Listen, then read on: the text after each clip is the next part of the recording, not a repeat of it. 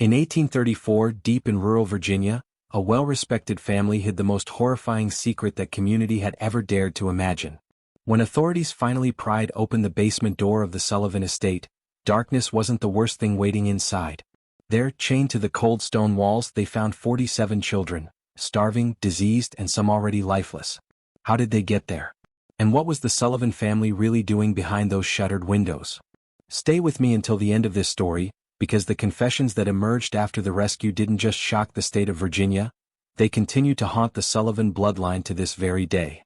Hit that subscribe button, turn on the notification bell, and let's unearth the horrors of the past together. Chapter 1. The Sullivans and Their Perfect Facade. In the rolling hills of rural Virginia, about 50 miles west of Richmond, stood a grand estate known as Hawthorne Hollow.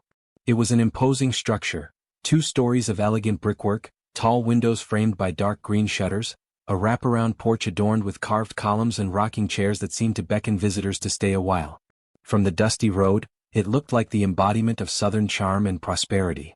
This was the home of Thomas and Margaret Sullivan, who had moved to Virginia from Pennsylvania nearly 2 decades earlier. By 1834, the Sullivans were pillars of the local community. Thomas was a prominent landowner and investor, known for lending money to struggling farmers and hosting generous harvest festivals each autumn. Margaret was admired for her charitable nature, often seen organizing church socials and bringing baskets of food to the sick. Together they were the picture of refinement, piety, and family values. They had 4 children of their own, 2 boys, Samuel and Henry, and 2 girls, Catherine and Rose, who attended the small local schoolhouse and were praised by their teachers for their manners and sharp minds. The family regularly sat in the front pew of St. Agnes Chapel, dressed impeccably, their heads bowed in solemn prayer. To their neighbors, the Sullivans were blessed by both God and fortune. But Hawthorne Hollow harbored secrets, ones that not even the house staff fully understood. For despite all the charity and warmth the Sullivans displayed in public, there were strict rules within the household. Servants were forbidden from entering certain rooms, especially after dark. Food was carried to locked doors at odd hours, and the faint sounds of children's cries were dismissed as imaginations running wild by Margaret herself. There were rumors, of course. In small towns, gossip is a currency more valuable than gold. Some whispered that Thomas had debts to shadowy men from Richmond, that Margaret was once caught burning bloody linens behind the smokehouse. But these rumors never seemed to stick. The Sullivans were too respected, too polished, their influence too deep-rooted. And anyone who dared openly question them found themselves socially ostracized, or quietly paid off. It was an unusually hot spring in 1834 when the first undeniable sign of trouble emerged. A local boy named Elias Trumbull, only 12 years old, went missing after running an errand into town. His family searched desperately, scouring the fields and woodlands, while local men formed posses to drag the creeks. Days passed with no trace. Then a month. Soon, a sense of resigned tragedy settled over the community, just another child lost to the wilderness or perhaps to a traveling band of vagrants. It was harsh country after all. But Elias was only the first. By midsummer, 3 more children had disappeared. 2 little girls, Sarah and Beatrice Wright, who were last seen picking wildflowers near the old mill pond, and a stable boy named Jonah, who never returned from delivering a parcel. Each time, the Sullivans offered generous donations to the search parties, hosted prayer vigils on their lawn, and wept openly with the grieving parents. Their compassion was so convincing, so rehearsed, that no one ever thought to look at them more closely. Then came the night of August 2nd, a night still spoken of in Virginia folklore, though stripped of its true horror by the passage of time and the soothing lies people tell themselves. A torrential thunderstorm raged across the county, lightning setting small fires in distant fields, rain hammering the rooftops like fists of the damned. Amid the chaos, a farmhand named Caleb Frost sought shelter, pushing his wagon up the muddy road until he reached the welcoming lights of Hawthorne Hollow. Drenched, shivering, and near delirium, he knocked upon the grand double doors. But there was no answer. Driven by desperation, Caleb stumbled around to the back of the house, hoping to find the cook or perhaps a stable hand. Instead, he found a narrow stairwell leading to a storm cellar, its heavy wooden doors slightly ajar, banging open and shut in the wind. Curious and needing warmth, he descended. What he discovered in that lantern-lit gloom would shatter not just his mind, but the entire community. The basement stretched far beneath the house, more like a stone crypt than a simple root cellar. The walls were slick with moisture, carved shelves held dusty jars whose contents were indistinguishable. But what seized Caleb's breath were the chains. Rows upon rows of iron shackles bolted to the walls, and in those chains dozens of children. Naked, bruised, their eyes huge and hollow from starvation. Some barely moved. Some didn't move at all. Caleb staggered backward, dropping his lantern, which shattered and sent flames skittering across the damp floor. Screams erupted, high, desperate wails from tiny throats, echoing through the cavernous dark. He ran. He ran until his legs gave out, then crawled through the mud until he reached town, raving about ghost children chained in the underworld. Most dismissed him as drunk or mad from the storm. But a few men, haunted by the recent disappearances, decided to investigate. By dawn, a small party armed with pistols and torches stood at the Sullivan property. The family was nowhere to be found. The house was eerily still, doors unlocked, tables set for breakfast that no one would eat. It was as if they had fled into the night. And in the basement, the nightmare awaited them just as Caleb had described. 47 children. Some sobbing, some too weak to stand, several already dead. The rescuers wept as they broke the locks, carrying frail bodies up into the gray morning light. It was the largest mass abduction case the state had ever seen, and the beginning of a legacy of horror that would stain the Sullivan name forever. The children were carried out one by one, bundled in torn blankets or simply in the arms of the trembling men who had found them. Some were too far gone to respond at all, their limp bodies barely rising and falling with shallow breaths. Others clung to their rescuers with a desperation that would haunt those men for the rest of their days, tiny fingers digging into rough coats, as if they feared being dragged back down into the stone darkness. Outside, under the pale light of dawn breaking through heavy clouds, the scale of the horror became impossible to deny. There were boys no older than 5, girls with tangled hair and sunken eyes. Their skin was pocked with sores and old whip marks. Many bore strange symbols carved into their shoulders or backs, crude shapes gouged by a heated knife. The men tried not to look, focusing instead on feeding them spoonfuls of broth and wrapping them in anything dry they could find. Sheriff Ambrose Harlow arrived just after sunrise, astride a lathered horse. His face, usually florid and jolly, turned ashen when he stepped into the cellar. He had to leave twice to vomit in the grass before mustering the strength to finish overseeing the removal of the bodies, both living and dead. When they finally searched the rest of the house, they found things that would fracture the last remnants of the town's innocence. In the attic was a locked trunk filled with small shoes, neatly tied in pairs, each tagged with scraps of parchment bearing names and dates. In Margaret Sullivan's vanity table, among perfumes and hair combs, was a slim journal.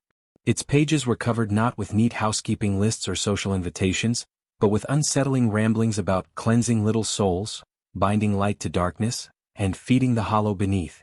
On the dining room floor, beside an overturned chair, someone had painted a large symbol in what was unmistakably dried blood, an uneven circle with jagged lines running through it like cracks in glass. No one could decipher its meaning, though many would later speculate it was some form of occult seal. The household staff, who had been locked in their own quarters during the night's chaos, were discovered cowering in the pantry. Questioned by the sheriff, they sobbed and confessed that they had been forbidden to ever speak of the children. Some admitted they'd carried trays of food down to the basement, forced by fear of Thomas Sullivan's violent temper. One trembling maid said she once glimpsed Thomas leading hooded men into the cellar by lantern light, chanting in low voices that made her ears ache. But the Sullivans themselves were gone. Tracks were found leading away from the house into the thick woods behind the estate, deep ruts from a heavy wagon, surrounded by hoofprints. A search party followed them for miles until the trail vanished at the rocky banks of the Appomattox River. Some believed the family had drowned themselves to escape justice. Others whispered that whatever dark power they'd worshipped had simply spirited them away. By the second day, the estate was swarming with curious onlookers from neighboring counties. Merchants, farmers, even traveling clergymen came to gawk at the once proud house that now reeked of mildew, blood, and sorrow.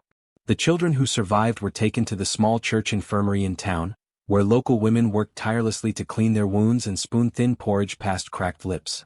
A handful died in the following days, too damaged by hunger and disease to recover.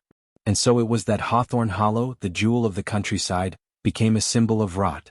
Its windows were soon boarded up, the land fell into disrepair, and birds refused to nest in its eaves. Locals would not walk past its gates after dark. Parents used the name Sullivan like a curse. Mind your manners or the Sullivans will come for you. Though none would admit to truly believing the family still lurked in the shadows. Yet behind closed doors at kitchen tables and by candlelight, people spoke in hushed voices about how long the disappearances had truly gone on. Old records were revisited.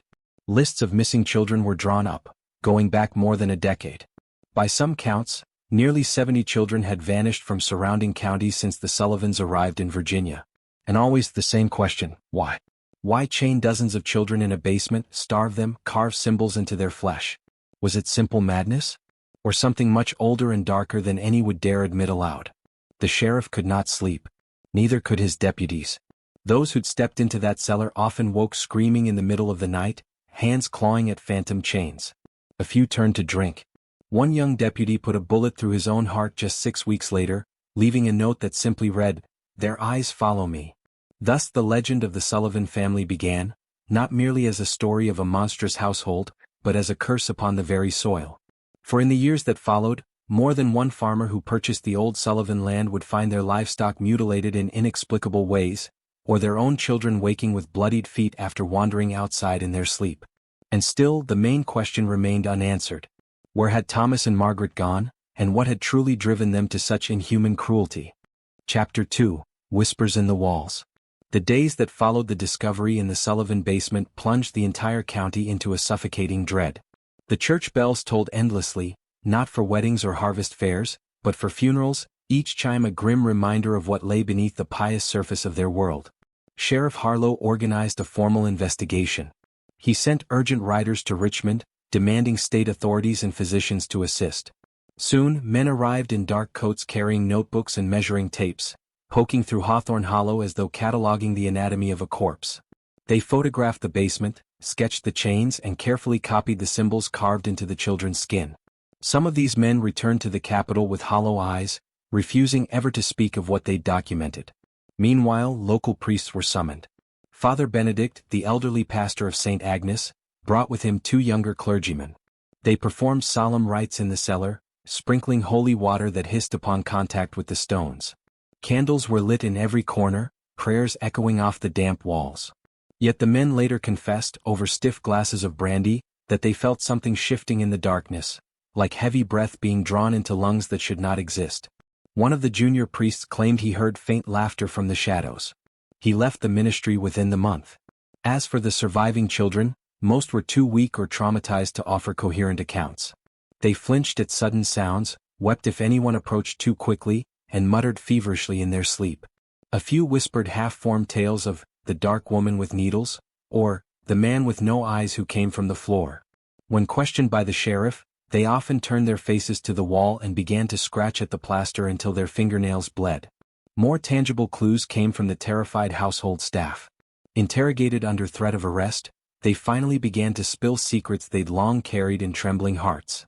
One kitchen maid, her apron clutched in tight fists, described how once a month Thomas Sullivan would host midnight gatherings.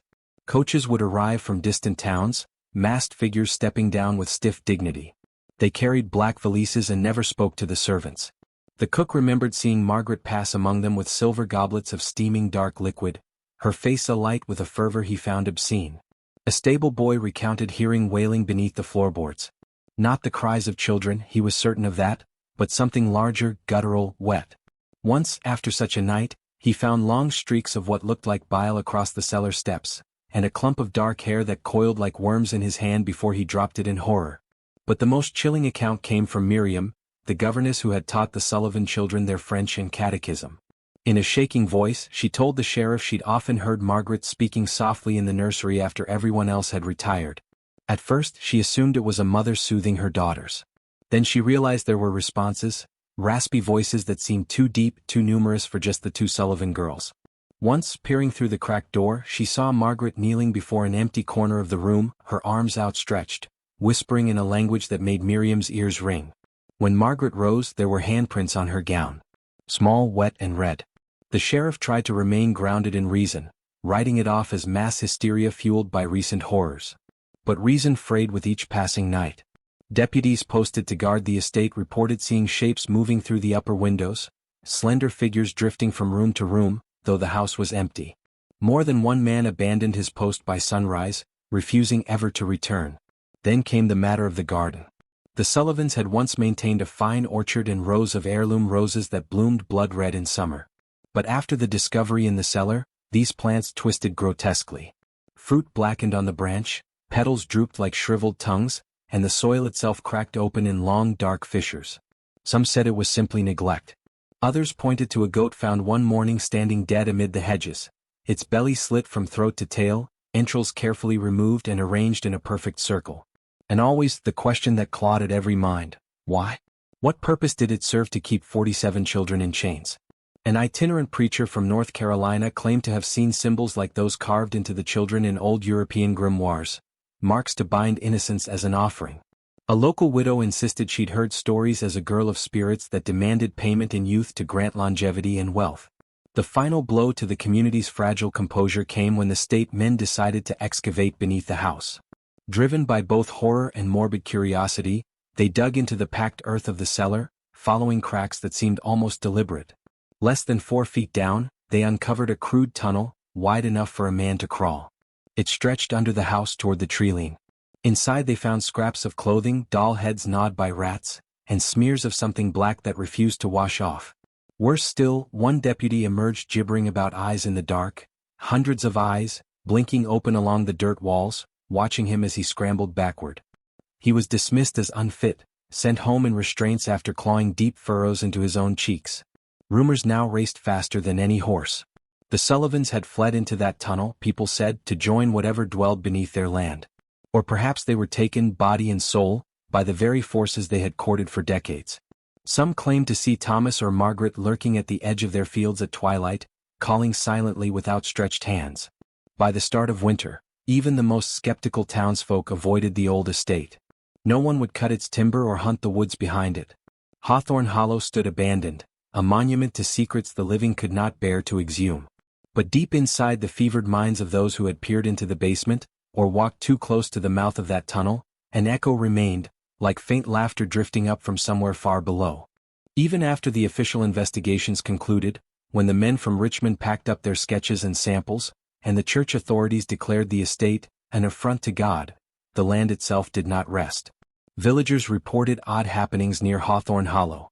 Lanterns carried by travelers would suddenly extinguish as they passed its gates, refusing to relight until they had moved on. Dogs howled and tugged their owners away from the overgrown path. Children dared one another to throw stones at the house, but none ever struck its walls. Instead, the stones would vanish midair, swallowed by the oppressive hush that seemed to blanket the property. There were darker accounts as well. A trapper named Silas McDowell, passing through on his way to sell pelts, claimed he glimpsed small figures clustered near the back porch at twilight. Thinking them urchins come to scavenge, he approached, shouting a greeting. The figures turned, dozens of them, and their faces were gaunt and gray, eyes wide with a hunger that was anything but human. Silas ran until his legs gave out, crawling the last stretch back to the road. When he reached town he was half mad, shivering in a pool of his own piss, mumbling about the cellar children who never died. The local blacksmith, a sturdy man named Vernon Pike who had scoffed at the very notion of curses, disappeared that same autumn. His wife found only a trail of bare footprints leading from their yard straight toward the Sullivan property, prints so small they might have belonged to toddlers. They vanished at the edge of the forest. Vernon was never seen again. Meanwhile, the children who had survived the cellar did not all find happy endings. Many died young from lingering sickness. Others suffered night terrors so violent they bloodied their own mouths chewing on blankets. A few grew into hollow-eyed adults who shunned companionship, drifting from town to town like souls forever trying to outrun something unseen. And there were signs the influence of the Sullivan horrors reached even beyond Virginia. In 1836, a small girl was found wandering outside Baltimore, half-naked and muttering the same nonsense phrases that had poured from the lips of the Sullivan captives. Later, in 1838, a traveling minister in Kentucky described meeting a youth with strange scars across his back, symbols nearly identical to those etched into the children from Hawthorne Hollow. No one could explain how these marks spread like a sickness with no natural cure. It was Father Benedict who voiced what many feared but dared not articulate. In a trembling sermon delivered to a sparse congregation, he spoke of how some evils did not die with their practitioners. That house was not merely a place of sin, he whispered. It was a mouth. And what fed their still hungers? We have not buried this darkness, we have only scattered it. His words sank into the hearts of those present like barbs. More families moved away that winter, abandoning farms their ancestors had built. By the spring thaw, whole stretches of the countryside lay eerily empty, fields gone to weed, cabins collapsing in silence. Hawthorne Hollow itself stood alone, a brooding shape on the hill, its windows dark yet somehow watchful. On certain moonless nights, passers-by swore they heard faint crying drifting from beneath the ground, a sound that grew and twisted until it almost resembled laughter. No one dared investigate. The local sheriff, now gray and stooped under the weight of things no man should have witnessed, posted an unofficial decree. No person shall enter the property known as Hawthorne Hollow under penalty of arrest, for reasons of public safety and spiritual peril. Yet the land did not remain untouched forever. Years later, unscrupulous speculators would eye it again, thinking the past was just stories to frighten children. And the cycle, like so many old curses, would begin anew. Chapter 3: The Devouring Dark. Years passed, enough that the horror of the Sullivan affair began to fade from the collective memory, at least for those who hadn't seen it firsthand. New settlers arrived in Virginia chasing cheap land, hearing only vague stories of a family scandal and an abandoned estate. To them, Hawthorne Hollow was an opportunity, not a curse. In 1841, a wealthy entrepreneur from New York named Rufus Abernathy purchased the property at auction. He planned to restore the mansion and convert the grounds into a grand horse breeding operation. Laughing off local warnings, he brought his family along with carpenters, masons, and a full household staff. For weeks, the estate buzzed with hammer blows and wagons hauling stone. Then the work crews began to complain. Tools went missing only to turn up days later rusted and sticky with something black. Freshly built walls crumbled overnight, revealing gaping holes lined with claw marks. A laborer named Jeremiah was found one morning sitting in the parlor, rocking back and forth with his eyes gouged out, whispering, "They wanted to see through me."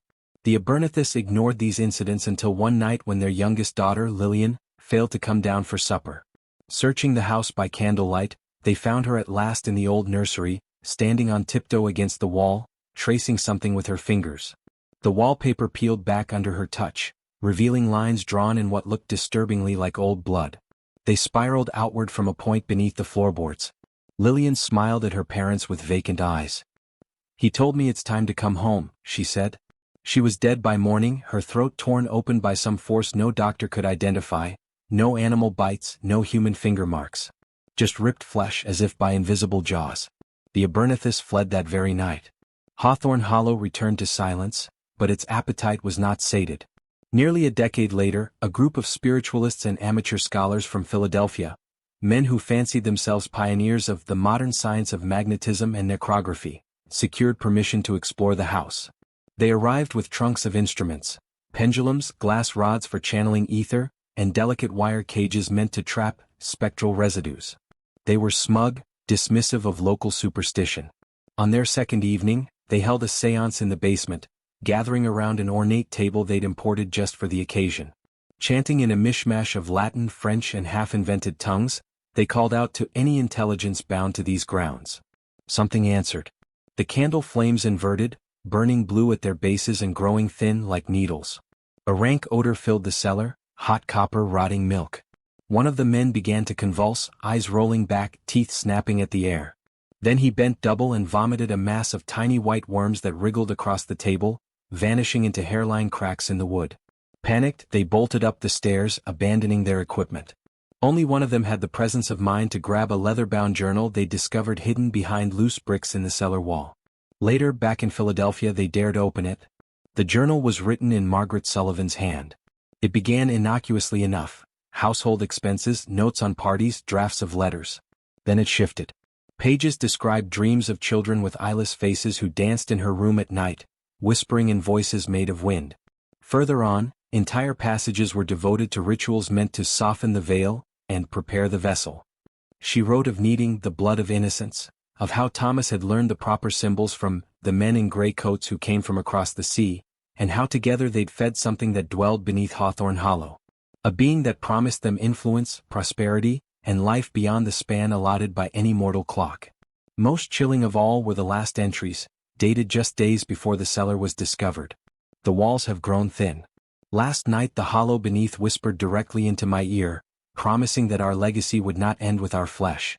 Even should we be driven from this place, its hunger will follow our line wherever we scatter. It is patient.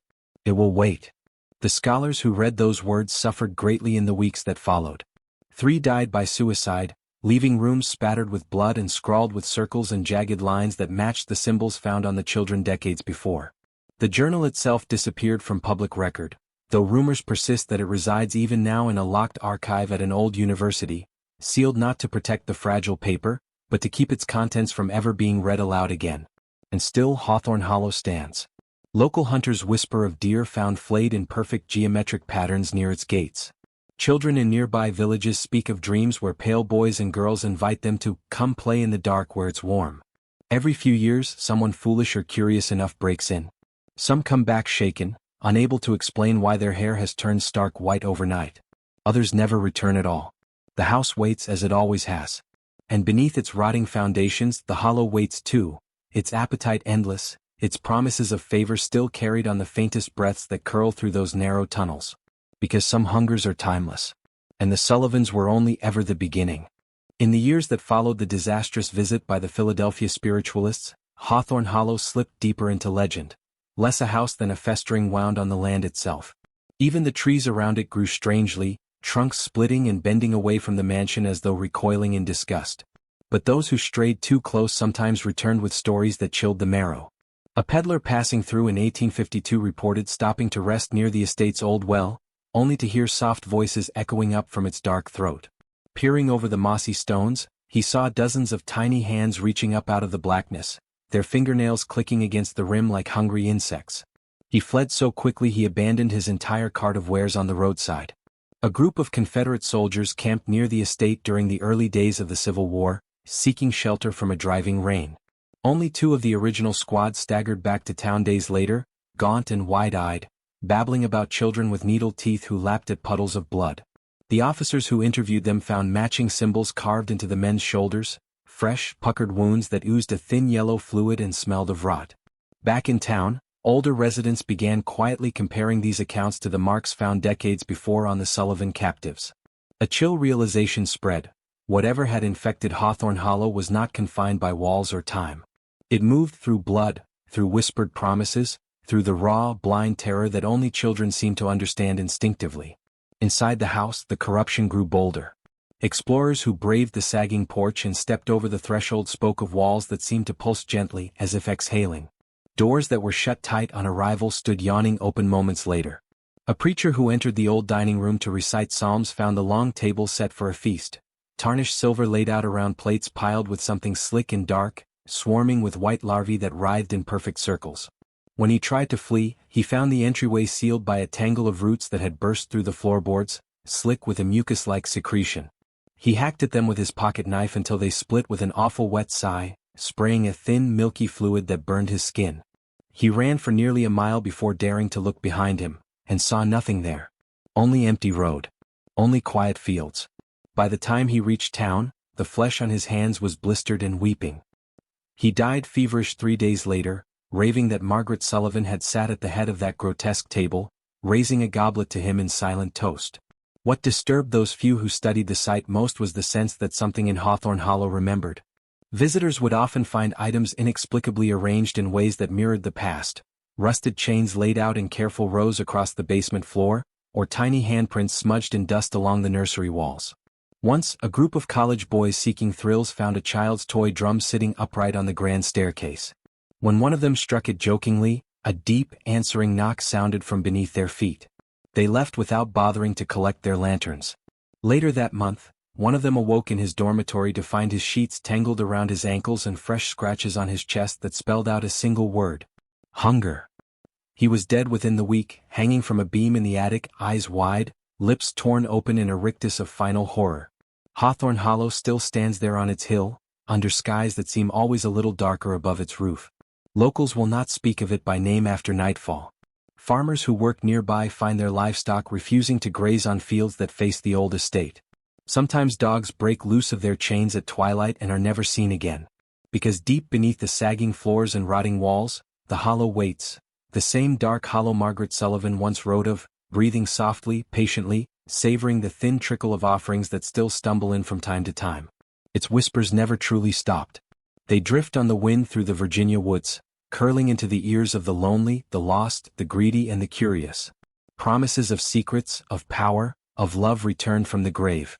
And somewhere far below, in tunnels older than any Sullivan or any town that once stood proudly on this cursed land, something stirs at the sound of approaching footsteps. Something very old. Something very hungry. Chapter 4. The Returning Blood. It was nearly 70 years after the cellar horrors before anyone from the Sullivan line set foot on Hawthorne Hollow again. By then, most believed the family to have scattered or died out, their names spoken only in hushed cautionary tales. The old house had rotted into a skeletal carcass, windows gaping like black, hollow eyes, ivy strangling the brickwork. But blood, as the hollow beneath well knew, never truly forgets where it came from.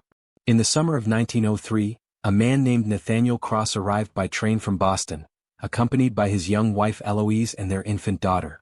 They claimed to be descendants of a northern branch of the Sullivan clan, newly wealthy from textile interests.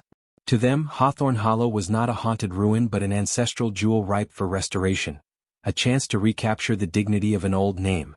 Nathaniel boasted that he would build it back finer than ever, making it a beacon of the modern South. Locals tried to warn him, offering only awkward half-truths. They were no longer certain of the old stories themselves, memories blurred by generations of fearful silence. But Nathaniel only laughed, calling them superstitious bumpkins, and moved his family into the mansion with crates of brand-new furniture and crates of wine. For the first few weeks, it almost seemed they might succeed. Workmen cleared the grounds, carpenters shored up the roof. Eloise planned lavish parties to introduce themselves to what polite society remained in the county. At night, though, when the lamps dimmed and the cicadas fell quiet, the house felt different. Doors stuck in their frames even though they swung freely by day. Cold drafts slithered over the nursery floor, smelling faintly of mildew and copper. The baby would wake shrieking at nothing Eloise could see, tiny hands batting at the empty air above her cradle. Nathaniel began exploring the house alone after midnight, candle in hand, driven by a curiosity he could not name. More than once, Eloise found him hours later, standing motionless in dark corners of the cellar, whispering to the walls. When she touched his shoulder, he would start violently, eyes glassy, murmuring that, "It's almost time." Soon after, the staff began to flee. A maid discovered deep scratches on the inside of her wardrobe door, 4 parallel gouges that bled a black resin when she touched them. The cook awoke one morning to find all the kitchen knives stuck point down into the ceiling beams, arranged in spiraling patterns she could not decipher. Even the stable horses grew restless, rearing at unseen shapes, eyes rolling white. Then one rain-slick evening, Eloise awoke to find Nathaniel missing from their bed. Lightning lit the windows in jagged bursts, illuminating muddy footprints across the bedroom rug. Clutching a shawl around her shoulders, she followed them through the echoing halls, down the grand staircase, and into the yawning mouth of the cellar. There she found her husband standing at the center of the old stone chamber, arms outstretched. Around him lay the bodies of several workmen, men who had stayed despite their dread, now sprawled lifeless, throats torn open. Nathaniel's shirt was soaked dark from collar to waist. He turned to her with a smile that stretched too wide, teeth impossibly sharp, eyes glittering with feverish joy. "It spoke to me, Eloise," he breathed. "It promised we would never die." A voice rose up then from the very floor, a low, wet gurgling that grew and fractured into many voices. Children's giggles, hungry sighs, a sobbing wail that twisted into laughter. The walls shivered. From cracks in the stone, something black and glistening poured forth, snaking up Nathaniel's legs, coiling around his torso. He did not fight. He welcomed it, arms raised in exultation as it dragged him screaming joy down into the floor, flesh tearing open, ribs cracking under the pressure. Eloise ran, clutching their baby to her chest, fleeing through the storm with only the nightgown on her back. Villagers found her days later, wandering half-mad along a creek bed miles away, feet torn and bleeding. She could not say what had become of Nathaniel, only that the house opened its mouth and swallowed him whole. Afterward, no one dared approach Hawthorne Hollow again. Even thieves and vagrants gave it a wide berth. Those who lived nearby learned to ignore the faint lights that sometimes danced in its upper windows. They turned up their collars and walked faster when they heard children's voices calling from the hedgerows at dusk. But the house had what it wanted. The Sullivan blood had returned. The line was sealed, the promise renewed. Years later, tales would spread of travelers along the country road glimpsing a tall man in an old-fashioned frock coat standing at the gates, skin pale as milk, eyes dark pits. At his side, a little girl skipped in circles, humming tunelessly. Her dress was stained at the hem with something dark. When she turned to smile at passing carriages, her mouth was filled with rows of tiny needle-like teeth. Hawthorne Hollow still stands, breathing slowly, patiently, savoring each generation that cannot help but come back. Because some families carry more than memories in their veins. Some inheritances are not silver, nor land, nor even names, but hungers. Hungers that wait beneath floorboards and behind crumbling plaster, forever whispering, "Come home. Come feed me. Come be mine." Eloise never truly recovered. Though neighbors sheltered her out of pity, giving her warm bread and laudanum to calm her tremors, her eyes always seemed fixed on something just beyond the corner of the room.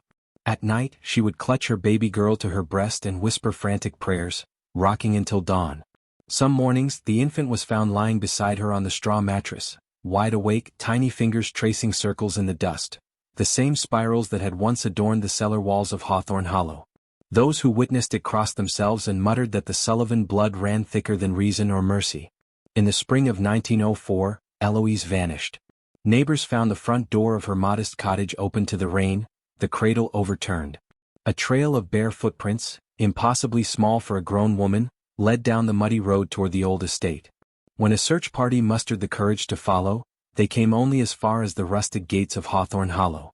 Beyond, the house loomed silent and cold, though some swore they glimpsed a woman's white gown flitting past a broken window. The footprints disappeared into the overgrown weeds.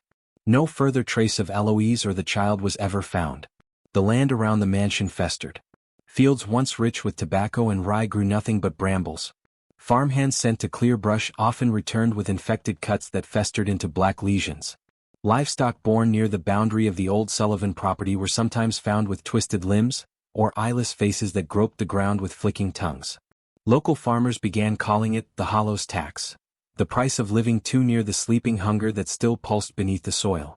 Over time, entire homesteads were abandoned, left to collapse under moss and rot. Maps began to omit the old property entirely, as if by ignoring it they could will it from existence. Yet the house endured. Decades turned, wars came and went, the modern world inched forward with automobiles and electric wires strung across poles. But no wire ever reached Hawthorne Hollow. Mail carriers refused to deliver there. Birds avoided its roof, breaking formation in the sky to give it wide berth. In the 1920s, during a minor oil boom in Virginia, a consortium of businessmen sought to drill exploratory wells across the region. Surveyors approached the old Sullivan land with drilling rigs, ignoring the frantic protests of aging villagers. On the first night, the work crew camped by lantern light near the overgrown drive. By morning, their tents stood empty, fires burned down to ash, and tools lay scattered in the grass. Not a single man remained. Tracks were found, some human, some smaller, with toe prints elongated and wrong, as if the foot had been stretched by cruel hands. The oil men abandoned the venture, leaving behind rusting machinery now half swallowed by vines. Old women in the nearby hamlets began to murmur that it was starting again. That the hollow, having slumbered beneath decades of neglect, stirred once more. And the blood of Sullivan still walked the earth, seeking, perhaps without knowing, to return home. At night, children born near the borders of the old estate woke screaming from dreams of deep stone rooms, lit by dripping tallow candles, where dozens of pale children sat shoulder to shoulder on the cold floor, smiling with mouths too wide. They called out to the dreamers by name, begging them to come play. And more than once, desperate parents found empty beds at dawn, windows thrown wide despite nailed shutters. Tiny footprints led out into the morning dew, vanishing at the old road that curved toward Hawthorne Hollow. Thus the cycle remained unbroken. The house stands still, its hollow beneath breathing slow and patient. It needs no servants to maintain its legacy. The whispers that coil through the dark do all the bidding required. For somewhere, always, a distant cousin will hear its call, their veins quickening with that old inherited hunger. Somewhere, a child will wake in the night, eyes wide, smiling into the dark, murmuring, "I hear them. They're calling me home." And far below, in tunnels slick with old blood and lined with hundreds of tiny handprints, something unfurls itself from centuries of waiting, mouth opening, teeth glistening as it readies to feed once more. Chapter 5: The Feeding Ground. By the late 20th century, Hawthorne Hollow had become a magnet for exactly the sort of souls it craved most. The thrill-seekers, the skeptics, the young who believed themselves immortal. Legends had only grown with time. Newspapers ran lurid Halloween features on the House of 47 chained children. True crime pulp magazines resurrected the Sullivan name every few years, adding fanciful flourishes. Cannibal feasts by candlelight, Margaret dancing naked with a crown of bones. and with each retelling the estate's pull deepened. By the summer of 1978, the hollow beneath the house was hungry in a way it hadn't been for decades. The old blood of Sullivan had gone quiet, scattered too thin, so it reached outward in whispers, seeping into the dreams of local teens. They dared each other to camp on the grounds, to break into the cellar, to prove there were no ghosts. A group of 4 boys from Farmville High, Dean, Rick, Tommy, and Michael, decided they would film themselves exploring Hawthorne Hollow with a borrowed Super 8 camera, planning to screen it at Halloween parties for easy popularity. They arrived just after sundown, the last streaks of orange fading behind the tangled silhouette of the house. The air smelled of wet soil and something fouler, though they laughed it off. Inside, the floors were a graveyard of fallen plaster and broken banisters. As they moved room to room, their flashlight beams cut across old water stains that looked disturbingly like grasping hands. In the dining hall, the long table still stood, its surface black with mold. Someone, or something, had gouged deep spirals into it so fresh they wept sap or pitch. Rick joked about satanic hippies. Michael lit a cigarette, shaking a little despite his grin. Then Tommy found the staircase to the cellar. They descended together, each step creaking under decades of rot. The air grew damp, metallic. Their lights caught on old shackles still bolted to the walls, some dangling with scraps of leather straps. The boys hooted nervously, pretending to lock each other up, but their laughter died as soon as it rose. Because there were sounds. Faint, like sighs or 1,000 insects rubbing their legs together, drifting through the stone. Dean shone his light toward the back wall and saw a narrow opening, a tunnel yawning beyond. Cold breath wafted out, carrying a smell that made his stomach heave, hot copper and spoiled milk. Michael, ever the tough guy, pushed ahead with the camera. "Come on, it's just a damned old root cellar," he barked. But even he sounded unconvinced. They squeezed into the tunnel, single file. The walls were slick, carved with symbols that seemed to writhe under the flashlight's beam. At one point, Tommy reached out to trace a spiral and jerked back, cursing. His finger bled from a fresh cut, as if the stone itself had bitten him. Deeper in, the tunnel split. Left or right, and that was when they heard it, a giggle. High, thin, echoing. It skittered down the passage like dry leaves. They all froze. "Hello?" Rick called, voice cracking. "Who's there?" Silence. Then more laughter, this time behind them. Michael spun, camera shaking wildly, catching glimpses of what looked like small shapes darting just beyond the light. Dean began to hyperventilate. "Guys, we need to go. Now." But the tunnel seemed to stretch longer than it should. As they stumbled back the way they'd come, the symbols on the walls grew darker, oozing some thick, glistening substance. Rick slipped in it, falling hard, hands sinking wrist deep into something warm that squirmed. He screamed, scrambling up, wiping frantically at his jeans.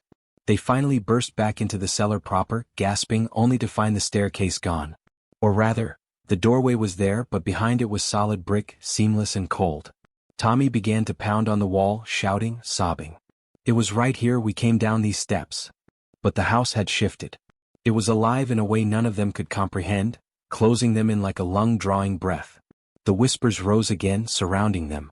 Michael's flashlight caught on dozens of small shapes crowding the far end of the room. Children, impossibly pale, eyes wide and glassy. They stood shoulder to shoulder, mouths twitching in grotesque grins. As the light passed over them, they opened those mouths in unison, revealing rows of tiny, needled teeth. Rick turned to run and vanished, literally vanished, mid-stride. One heartbeat he was there, the next the space he occupied simply folded inward with a wet popping sound. Dean tried to drag Tommy with him into a corner, chanting prayers half-remembered from his grandmother's Bible. But something cold and many-handed wrapped around their legs, pulling them down. Dean's last sight before his mind broke completely was Michael, still filming, backing away in shock as the children advanced. Then the camera dropping, splintering on the stone, its lens capturing nothing but shadows creeping closer. Weeks later, only one body was ever found. Michael's, half buried at the edge of the property. His mouth was torn open, cheeks split so wide it looked like a grotesque mask. The coroner noted symbols carved along his ribs under the skin, as if someone had carefully peeled it back to inscribe the marks, then stitched him closed again. The other boys were never recovered. Search parties combed the grounds for days, dogs whining and refusing to cross certain invisible lines. The tunnel, when finally breached by local authorities, ran only 6 feet before ending abruptly in packed earth. There was no sign it had ever split or stretched into the dark for yards as the boys' footprints suggested. Michael's camera was found months later by a hunter, resting on an old stump miles away. The last reel of film was mostly static, until the very end where frames jittered into brief focus.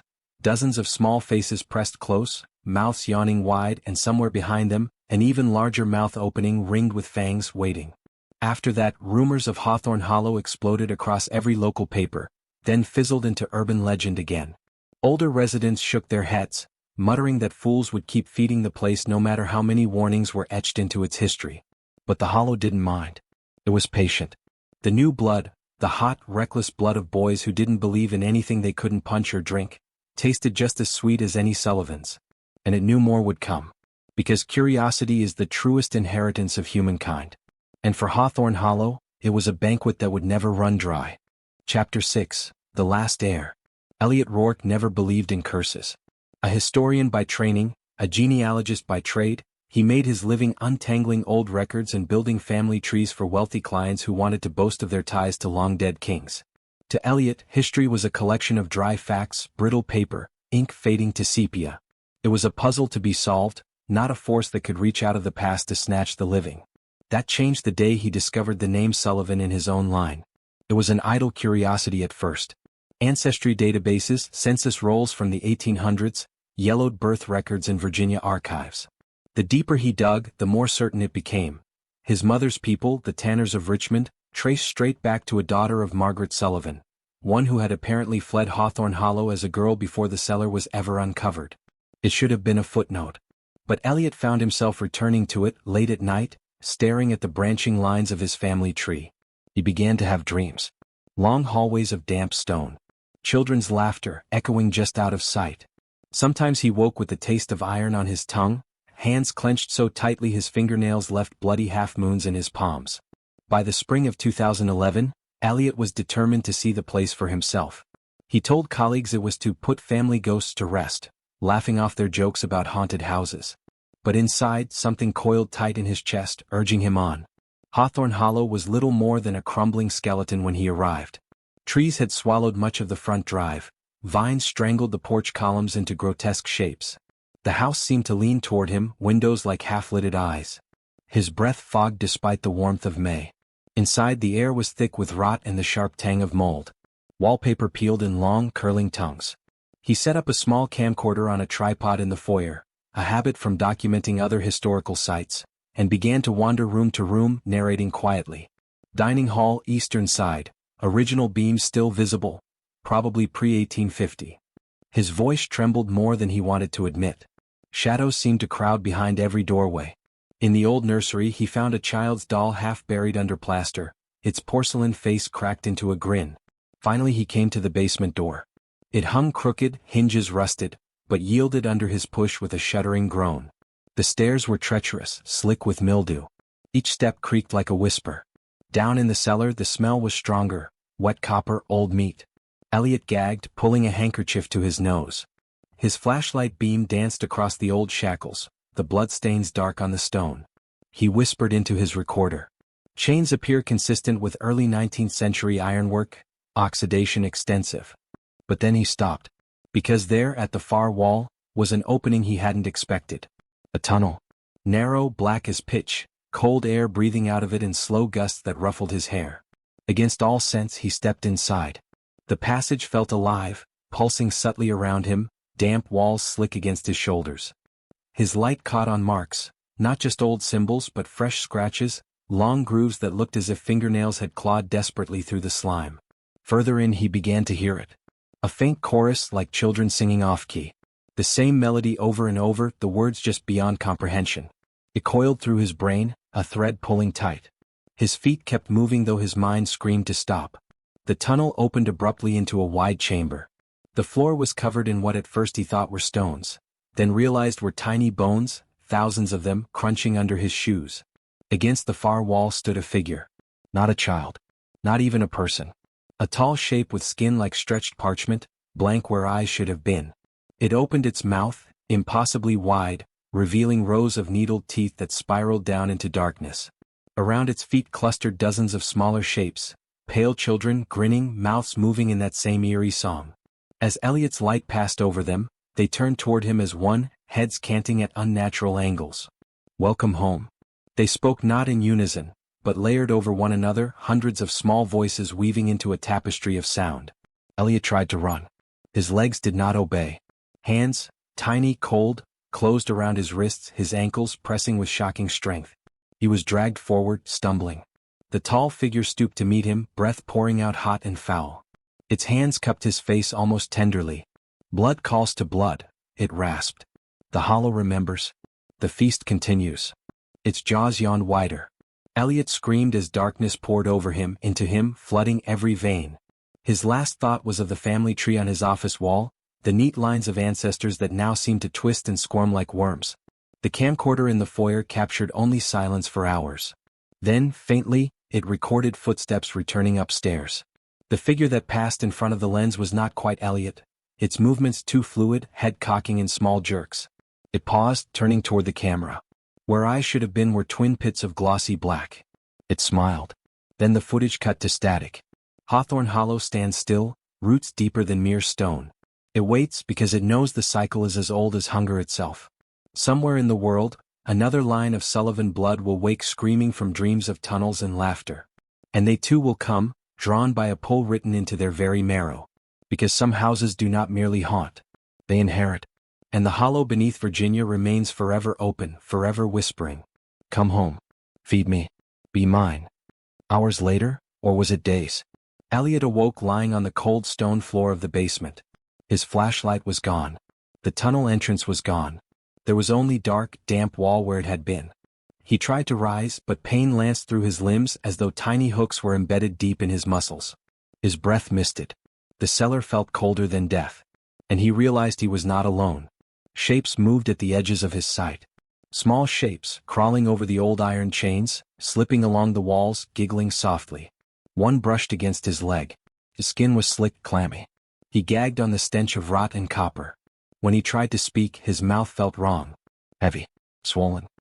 He touched his face with trembling fingers and found fresh cuts along his lips, as though someone had been slowly pulling them wider, bit by bit. Panic seized him, and he clawed at his cheeks until warm blood ran down his throat. That was when he heard the voice. Not outside him but inside, sliding through the hollows of his bones. We have waited so long for you. Was not angry. Not even eager. Just certain like gravity or the slow pull of the tide. Elliot tried to crawl toward the cellar stairs, but the children clustered there now, blocking the way. Their faces were luminous in the dark, mouths yawning open in silent laughter. He pressed his back to the wall, gasping. Something moved beneath the skin of his forearm, a ripple as if tiny mouths were suckling there. He tore open his sleeve and saw faint spirals rising under the flesh, dark and writhing. You are home now, the many voices sighed. You will carry us further. You will feed us well. When Elliot did not return to his hotel, police were dispatched. They found his rental car outside the estate, keys still in the ignition, driver's door ajar. Inside the house they discovered his tripod, the camcorder blinking on its final bar of battery. The footage showed only shadows, fragments of Elliot's quiet narrations, the slow pan across rotted walls. Near the end he stood framed in the camera's view, smiling strangely. His mouth split at the corners, teeth stained dark. It's beautiful here, he whispered to the lens. I think I'll stay. Then he reached forward as if to shut off the camera, but his hand was wrong. Fingers too long, skin stretched over something that twitched beneath it. The tape cut out there. No trace of Elliot was ever found. The official report listed him as another foolish trespasser lost in the wilderness. Only the local deputies refused to discuss it. One quietly resigned, leaving behind a note that read simply, "The children are still there. Watching. Waiting." Back in Boston, Elliot's few surviving family members began to report disturbing events.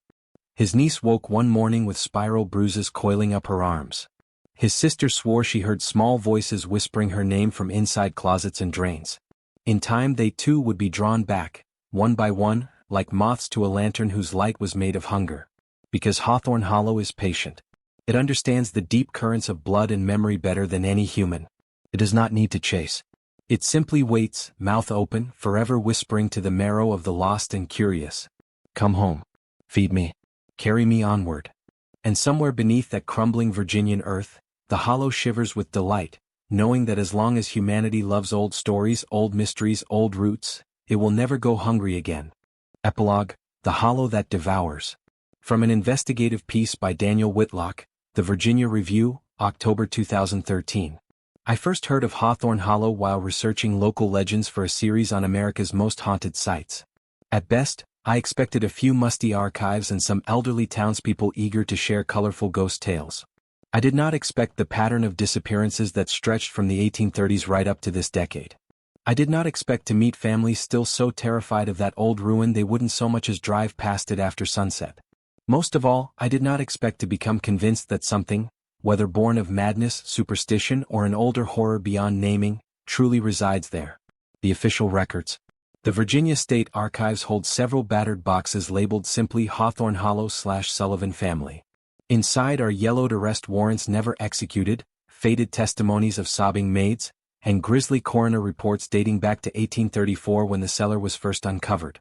A single, spine-chilling list sits atop these files, the names and approximate ages of the 47 children found chained beneath the estate. Notes in the margins by the sheriff at the time indicate some bore deep lacerations in the shape of foreign symbols, while others were simply too far gone to ever speak again. Beneath that, the records jump decades. Small newspaper clippings from the 1920s report strange livestock mutilations, then a rash of missing farmhands. In 1978, local police records detail the case of 4 teenage boys who disappeared inside the house, with only one body later recovered, mutilated beyond recognition, symbols carved beneath the skin. In May 2011, a fresh manila folder labeled Rourke, Elliott, missing person contains a rental car agreement, an unpaid motel bill, and several statements by deputies who entered the house in search of him. The transcript of one deputy's report is mostly mundane until the last paragraph, which reads, "Found camcorder on scene. Playback showed subject speaking directly to camera with visible injuries to facial tissue. Remarks included, 'It's beautiful here. I think I'll stay.' After playback, camera ceased functioning. Recommend further psychiatric evaluation for all officers involved due to persistent auditory hallucinations after leaving premises. Multiple reports of children's laughter." The living memory. I spoke with Ruth and Colton, 84, who has lived all her life in the village nearest Hawthorne Hollow. Her hands shook as she poured us tea. "My grandmother used to tell us never to wander that way after dark. She'd say the house was like a spider's web, pretty from afar but deadly once you stepped inside. Said the blood of that family poisoned the ground, made it hungry."